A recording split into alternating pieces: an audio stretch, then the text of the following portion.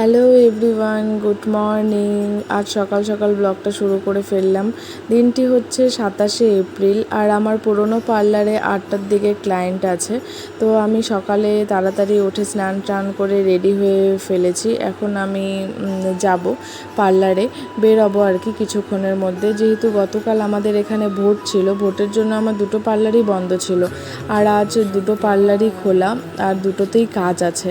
তো তাই আমি সকাল সকাল বেরিয়ে পড়লাম কাজের উদ্দেশ্যে। আর এই গরমে স্কুটি চালানো মানে রোদের সাথে, এই গরমের সাথে যুদ্ধ করা। তো যেহেতু আমি সকাল সকাল বেরিয়েছি, তো ভালোও লাগছিলো স্কুটি চালাতে, ফ্রেশ লাগছিলো আর কি। তো আমি পার্লারে পৌঁছে গেছি, আর পার্লারে পৌঁছানোর সাথে সাথে ক্লায়েন্টও চলে এসছে। আর যেহেতু আজ স্ট্রেটনিং ছিল, তো হেয়ার ওয়াশ করার আগে আমি ওনার চুলটা কোম করে নিচ্ছিলাম, আর যে দেখছিলাম যে জট আছে কিনা। আর প্রচুর জট ছিল। তো চিরুনি করার পরে হচ্ছে কথা বলে নিচ্ছিলাম একটু, কারণ ওনারই এক ফ্রেন্ড আসার কথা ছিল আজ স্ট্রেটনিং করতে। আজ আমার সকালে দুটো স্ট্রেটনিং ছিল, তো ওনার কিছু কাজের জন্য আসতে পারিনি।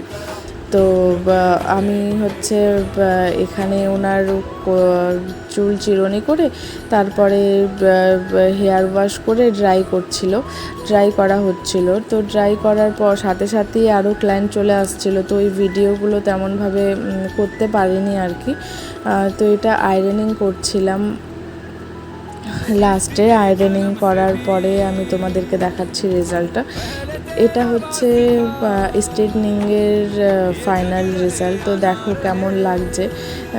আর আমার কাজ যদি তোমাদের ভালো লেগে থাকে, তাহলে স্ক্রিনে দেওয়া নাম্বারে কন্ট্যাক্ট করে অ্যাপয়েন্টমেন্ট নিয়ে তোমরাও আর দেরি না করে চলে আসো, ভিজিট করে ফেলো পার্লারে, যদি আমার কাজ তোমাদের ভালো লেগে থাকে।